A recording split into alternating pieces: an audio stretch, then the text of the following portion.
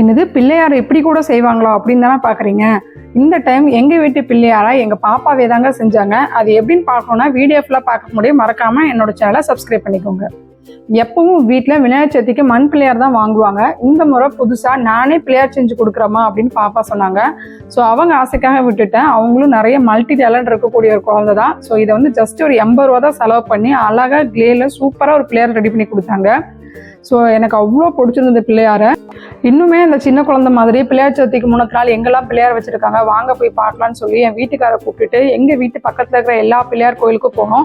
செமையாக சவுண்டாக பாட்டெல்லாம் வச்சுட்டு நிறைய லைட்டிங்கோட பார்க்கவே அவ்வளோ அழகாக இருந்துச்சுங்க. ஸோ விடிஞ்சிருச்சு. காலையில் லைட்டாக மழை தூர ஆரம்பிச்சிருச்சு. என்ன ஆனாலும் பரவாயில்ல, இன்னைக்கு சாமி கும்பிடாம விடமாட்டேன்னு சொல்லிட்டு அந்த பிள்ளையாருக்கு பிடிச்ச சிம்பிள்லேயே பூவெல்லாம் அழகாக டெக்கர் பண்ணி எங்கள் பாப்பா அழகாக செஞ்சு இந்த பிள்ளையாரை இன்னும் அழகாக ஆக்கணும் அப்படின்னு சொல்லிட்டு என்னால் முடிஞ்ச அளவுக்கு ஸ்வீட்ஸு பலகாரங்களை வச்சு செஞ்சுருந்தேன். கரெக்டாக பிள்ளையார் சதுர்த்திக்கு முன்னத்து நாள் நைட்டு நம்ம வீட்டில் வந்து கேஸ் தீர்ந்து போச்சு. அதனால் என்னால் வீட்டில் சுண்டல் கொழுக்கட்டை இந்த மாதிரி எதுவுமே சமைக்க முடியல. நார்மலாக வச்சு என்ன செய்ய முடியுமோ அது மாதிரி தான் வச்சுருந்தோம். பட் ரொம்ப திருப்தியாக சாமி கும்பிட்டுருந்தோம். எனக்கு ரொம்ப ரொம்ப பிடிச்சிருந்தது பாப்பாவோட பிள்ளையார். ஸோ எங்கள் வீட்டு பாப்பா செஞ்ச இந்த பிள்ளையார் எப்படி இருக்குங்கிறத மறக்காமல் கமெண்ட்டில் சொல்லுங்கள். இப்போ நீங்கள் பார்த்துட்டு இருக்கிறது வெறும் மெயின் பிச் இல்லைங்க. ஒரிஜினல் பிச் வந்து எங்கள் அம்மா வீட்டுக்கு போகிறோம். அங்கே பாருங்கள், அம்மா வந்து காலையில் 9 மணி 9:15 வரைக்கும் வீட்டில் சாமி கும்பிடாத, அதுக்கப்புறம் தான் நல்ல நேரம்னு சொல்லியிருந்தாங்க. ஸோ அதனால் ஃபஸ்ட்டு நான் சாமிக்கு தேவையான எல்லா ஐட்டங்களும் நான் ரெடி பண்ணி மட்டும் தான் வச்சுருந்தேன். ஆக்சுவலாக இந்த மாதிரி நான் சாமி கும்பிட்றதே பார்த்தீங்கன்னா எங்கள் வீட்டில் பார்க்கும்போதே ரொம்ப சந்தோஷப்படுவாங்க. ஏன்னா ரொம்ப வருஷமாக நான் சாமி கும்பிட்றத விட்டுட்டேன். ரொம்ப வருஷம் கழிச்சு தான் இப்போ நான் ஐம் பேக்குன்னு சொல்லி கொடுத்துட்ருக்கேன். அதில் ஒரு ஸ்டார்டிங் தான் பார்த்தீங்கன்னா எனக்கு பிடிச்ச பிள்ளையார். எனக்கு சாமிலேயே பார்த்தீங்கன்னா ரொம்ப பிடிச்சது பிள்ளையார் தான். ஸோ உங்களுக்கு கடவுளில் யாரை ரொம்ப பிடிக்குங்கிறத மறக்காமல் கமெண்ட்டில் சொல்லுங்கள். ஸோ நான் ஆல்ரெடி சொல்லியிருந்த மாதிரி 9:15 மேலே தான் சாமி கும்பிடணுங்கிறதுனால ஃபஸ்ட்டு நான் எல்லாமே பண்ணி அந்த டைமுக்குள்ளே எல்லாம் ரெடி பண்ணிட்டேன். அதுக்கப்புறம் பாப்பாங்களும் சரி அவரும் சரி ரெடி ஆகிட்டு இருந்தாங்க. அவங்களே வந்து பாப்பாவெல்லாம் ரெடி பண்ணிட்டு அவரும் ரெடி ஆகிட்டு வந்துட்டாங்க. ஸோ நாங்கள் ஃபேமிலியாக ரொம்ப நல்ல பழம் மாதிரி சமத்தாக வந்து சாமி கும்பிட்டோம். நான் சொன்ன மாதிரி சாமி கும்பிட்றதுக்கு வந்து ரொம்ப வருஷம் கழிச்சு தான் நான் இப்போ ஸ்டார்ட் பண்ணுறேங்கிறதுனால பெருசாக பூஜை ரூமில் எதுவுமே நம்ம வீட்டில் நான் எதுவுமே அரேஞ்ச் பண்ணல. இனிதான் அதுக்கப்புறம் அதுக்கேற்ற மாதிரி எல்லாம் வந்து பிளான் பண்ணணும் அப்படின்னு சொல்லியிருக்கேன். ஸோ நல்லா திருப்தியாக சாமி கும்பிட்டாச்சு. நம்ம வீட்டில் நான் சொல்லியிருந்த மாதிரி கேஸ் தீர்ந்து போனதுனால இங்கேருந்து இப்போ நான் அம்மா வீட்டுக்கு தான் போகிறேன். நம்ம வீட்டிலேருந்து அம்மா வீட்டுக்கு ஒரு 3 கிலோமீட்டர் தான் டிஸ்டன்ஸு. ஸோ இப்போ நீங்கள் பார்த்துட்டு இருக்கலாம் வெறும் ஸ்டார்டிங் மட்டும் தான் சொல்லுவாங்கள்ல, மெயின் பிச் வந்து அம்மா வீட்டில் தான் இருக்குங்கிற மாதிரி. இப்போ நீங்கள் பார்த்துட்டு இருக்க இந்த குட்டி பிள்ளையார் வந்து எங்கள் ஃபேமிலிக்கு ஏற்ற மாதிரி ஒரு குட்டி அழகான பிள்ளையார். பட் மெயின் பிள்ளையாரோட அபிஷேகம் ஆராத்தி எல்லாமே அம்மா வீட்டில் தான். ஏன்னா அம்மா வீட்டில் வந்து துளசி மரத்துலேயே பார்த்தீங்கன்னா நல்லா அழகாக கல்லில் செஞ்ச பிள்ளையார் வச்சுருப்பாங்க. அதுவும் இல்லாமல் அம்மா வீடு கோயில் மாதிரி இருக்கும். ஸோ அவங்க வீட்டில் வேறு லெவலில் கிராண்டாக செலிப்ரேட் பண்ணிட்டுருந்தாங்க. நம்ம அதையும் போய் பார்க்கலாம் அப்படின்னு சொல்லிட்டு நாங்கள் வீட்டிலேருந்து கிளம்பிட்டோம். கரெக்டாக விநாயகர் சதுர்த்தி அப்போ வந்து நம்ம வீட்டில் ஸ்ட்ரீட்லேயே வந்து இந்த மாதிரி செலிப்ரேட் பண்ணுவாங்க. ஸோ அதுக்கு வந்து நம்மளை இன்வைட் பண்ணியிருந்தாங்க. ஸோ அதை ஒரு பார்த்துடலான்னு சொல்லிட்டு வீட்டு பக்கத்தில் இருக்கிற கோயிலுக்கு போயிருந்தோம். அங்கே வந்து இப்படி அழகாக சூப்பராக கருப்பு கலரில் இந்த பிள்ளையார் வந்து வாங்கி வச்சுருந்தாங்க. பார்க்கும்போதே ரொம்ப அழகாக இருந்தது. ஸோ ஃபஸ்ட்டு போய் அவரை போய் ஒரு அட்டனன்ஸ் போட்டுட்டு நம்ம சின்ன வயசுலலாம் இந்த மாதிரி செலிப்ரேஷன் வந்து திரும்ப தீபாவளி பொங்கல் விநாயகர் சதுர்த்திக்கெலாம் பார்த்தீங்கன்னா ஒவ்வொரு ஏரியாவில் வந்து இந்த மாதிரி டான்ஸு அப்புறம் ஓட்டப்பந்தயம் கோல போட்டி இந்த மாதிரி நிறைய கலை நிகழ்ச்சிகள்லாம் நடக்கும். அதெல்லாம் நான் சின்ன வயசில் ரொம்ப என்ஜாய் பண்ணியிருக்கேன். காலையிலேருந்து நைட்டு வரைக்கும் வீட்டுக்கே போக மாட்டோம், கோயிலுக்குள்ளேயே தான் இருப்போம். ஸோ அந்த ஞாபகம்லாம் வந்துருச்சு. இப்போ நம்ம குழந்தைகளெல்லாம் போங்கன்னு சொன்னால் கூட ஐயோ நான்லாம் போக மாட்டேன் அப்படின்னு ஓவராக பந்தா காட்டுறாங்க. நம்மளாம் அப்போல்லாம் கூப்பிடவே வேண்டாம், முதல்லலாம் போய் உட்காந்துருவோம். ஸோ இதெல்லாம் பார்க்கும்போது எனக்கு அந்த ஞாபகம் தான் வந்துச்சு. இதுதான் எங்கள் ஸ்ட்ரீட்டில் இருக்கிற பிள்ளையார் கோயில். அரச மரமும் வேப்ப மரமும் சேர்ந்து இருக்கிற பிள்ளையார் கோயில். ஸோ அவங்களுக்கும் வந்து பூஜை பண்ணுறதை பார்த்துட்டு அங்கே எல்லாம் பார்த்தீங்கன்னா பெரியவங்களுக்குலாம் கோல போட்டி ஸ்டார்ட் பண்ணிட்டாங்க போல். ஸோ மைக்கெல்லாம் அனௌன்ஸ் பண்ணிட்டுருக்காங்க. அதெல்லாம் பார்க்கும்போது எனக்கு ஆசையாக இருந்துச்சா நம்மளும் போய் ஜாயின் பண்ணிக்கலாமா அப்படின்ட்டு. பட் நம்ம பெற்றது ஒன்று வளர்த்தது ஒன்றுன்னு சொல்லி 3 வந்து நின்றுட்டு இருக்குது. அவங்களெல்லாம் வச்சுட்டு நம்ம போய் எதுவும் பண்ண முடியாது. எல்லாத்துக்கும் வந்து கொஞ்சம் நேரத்தில் பசிக்குதுன்றுவாங்க. குட்டீஸ்க்கெலாம் கூட அந்த ரவுண்டெல்லாம் அடித்து சேர் போட்டி மாதிரியோ ஓடுற போட்டி மாதிரியெல்லாம் வச்சுருந்தாங்க. நான் சொன்ன மாதிரி தான் எங்கள் வீட்டு குட்டீஸை நான் ஏன் போடின்னு நான் ரொம்ப இன்ட்ரெஸ்ட்டாக போக சொல்கிறேன். 2 பேர் நகரவே மாட்டேங்கிறாங்க. இப்போ இருக்கிற உலகத்துலலாம் இந்த மாதிரி கம்பைன் பண்ணி விளையாடுறதெல்லாம் மறந்து போச்சுங்க. ஃபுல்லாக மொபைல் தான், இன்டர்நெட்டில் தான் ஓடிட்டு இருக்காங்க. என்னதான் சொல்லுங்கள், நம்ம அந்த காலத்தில் இருந்த அந்த லைஃப் ஸ்டைல்லாம் வந்து வேறு லெவல். ஸோ நீங்கள் 90s இருந்து என்ன மாதிரி நீங்களும் அதெல்லாம் எக்ஸ்பீரியன்ஸ் பண்ணியிருக்கீங்க அப்படின்னா மறக்காமல் கமெண்ட்டில் சொல்லுங்கள். ஸோ இங்கே நாங்கள் ஸ்ட்ரீட்டில் எல்லாத்தையும் முடிச்சுட்டு இதுதான் அம்மா வீடு, அம்மா வீட்டுக்கு தான் வந்திருக்கோம். ஸோ நான் ஆல்ரெடி அதான் அம்மா பாருங்கள் வெளியே நின்றுட்டு இருக்காங்க. ஆல்ரெடி ஃபோன் பண்ணி எங்கே இருக்கீங்கன்னு கேட்டே இருந்தாங்க. ஸோ வெயிட்டிங் போல் என்ட்ரன்ஸ்லேயே மஞ்சளில் வந்து பிள்ளையார் செஞ்சு அழகாக வந்து பிள்ளையாரை வெல்கம் பண்ணுற மாதிரி வச்சுருந்தாங்க. இது வந்து 4 முக்கு ரோடுங்கிறதுனால அங்கே வச்சுருந்தாங்க. ஸோ அப்படியே உள்ளே ஓப்பன் பண்ணி கேட் கிட்ட போகும்போது அம்மாவை விட என்னை எப்போவுமே வெல்கம் பண்ணுறதுக்கு ஓடி வர்றது ஒரே ஒரு கேரக்டர் தான். அது யாருன்னு பார்த்தீங்கன்னா அது வர பார்த்தீங்களா பப்பி, என்னோட செல்லம்.